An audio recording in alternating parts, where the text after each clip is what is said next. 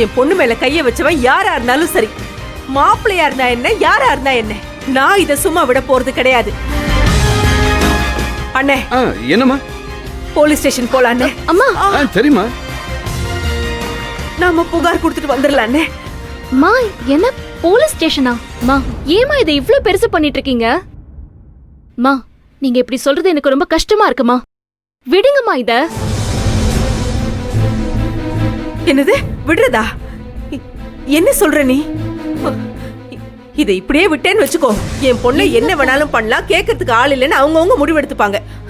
நான் இதை விட மாட்டேன், விட மாட்டேன். நான் மாப்பிள்ளை கிட்ட இது விஷயமா பேசி ஆகணும்.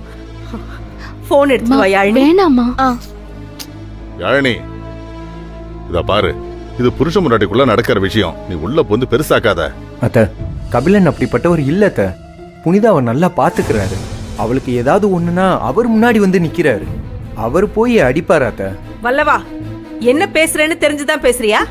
புனிதாக்கு ஒண்ணுன்னா அவர் தான் வந்து நிக்கிறாரு, அவர் தான் நல்லா பாத்துக்கிறாரு. அப்போ நான் பாத்துக்கவே இல்லையா? வாய்க்கு வந்ததெல்லாம் பேசாத. இங்க பாரு, என் பொண்ணுக்கு ஒண்ணுனா நான் தான் பேசுவேன், நான் தான் பேசணும். இல்லத்த, இதுல யாரும் தலையிடக்கூடாது. இது எனக்கும் மாப்பிள்ளைக்கும் நடுவுல பேசுற விஷயம். என் மேல இருக்கிற கோவத்துல தான் என் பொண்ணு கை நீட்டுற அளவுக்கு. ஐயோ கடவுளே, வரட்டும், நான் பேசிக்கிறேன். நான் இதை விட மாட்டேன். அத்தை இந்தாங்க குடும்பம். புனிதா, நீ அமைதியார்.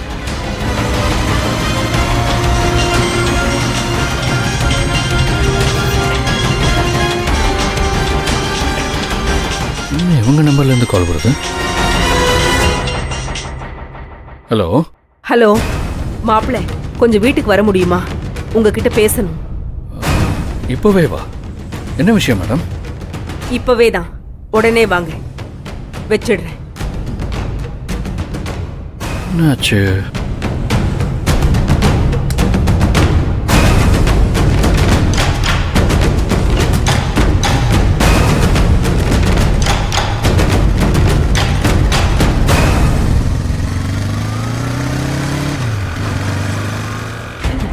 வரட்டும்.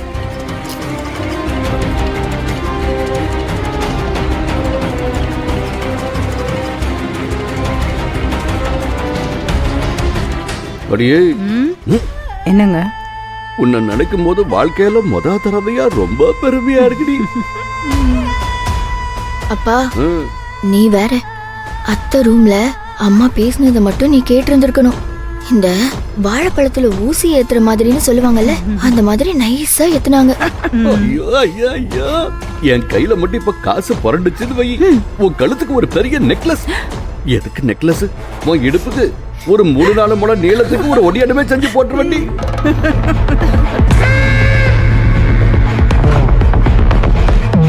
ஏங்க கொஞ்சம் அமைதியா இருங்க.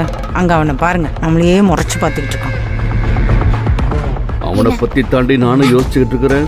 அப்படியே இங்க இருக்கிற ஒட்டுமொத்த பேத்தையும் கூட சமாளிச்சிடலாண்டி. நீ ஒரு உருப்படியை பெத்து கொடுத்துருக்கிற பாரு.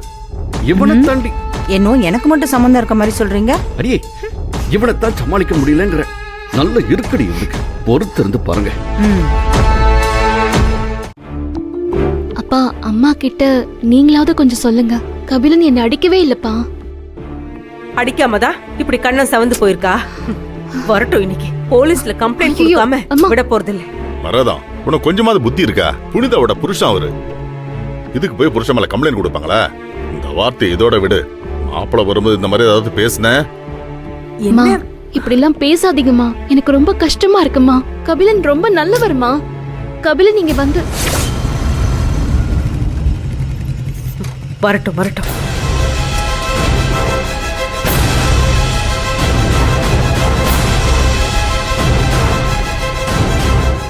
வாங்க மாப்பிள, வாங்க.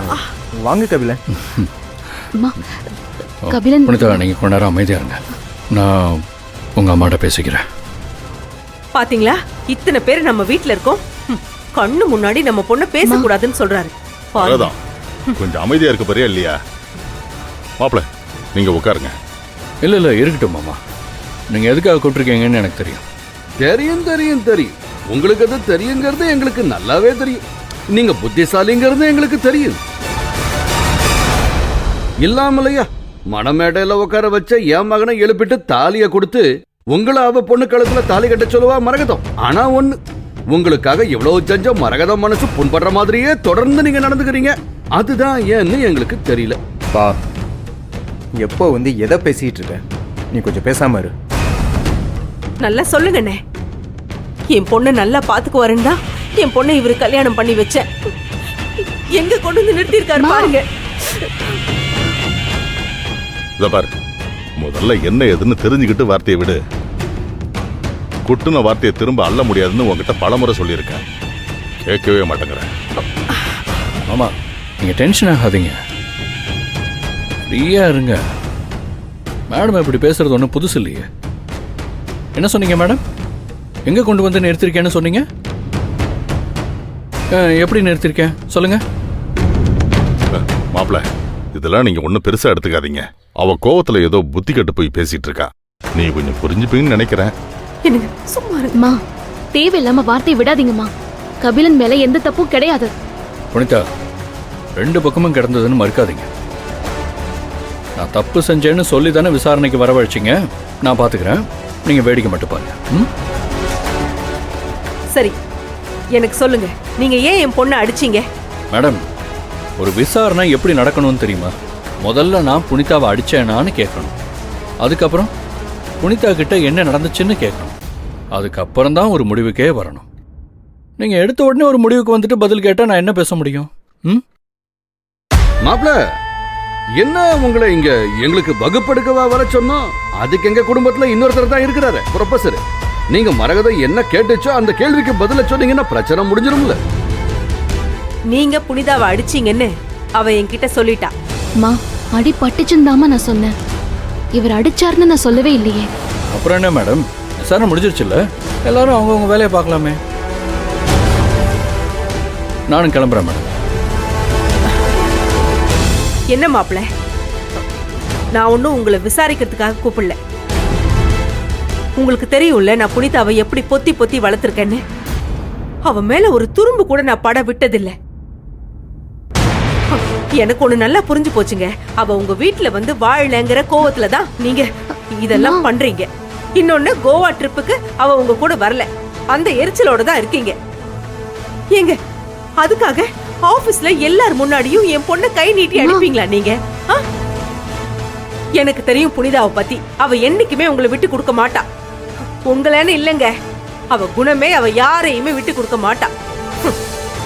அந்த வெள்ளந்தித்தனத்தை நீங்க நல்லா சாதகமா பயன்படுத்திக்கிட்டு அவளை அடிக்கிற விதத்துல அடிச்சுட்டு அப்படியே ஒண்ணும் தெரியாத மாதிரி நடிக்கிறீங்களா?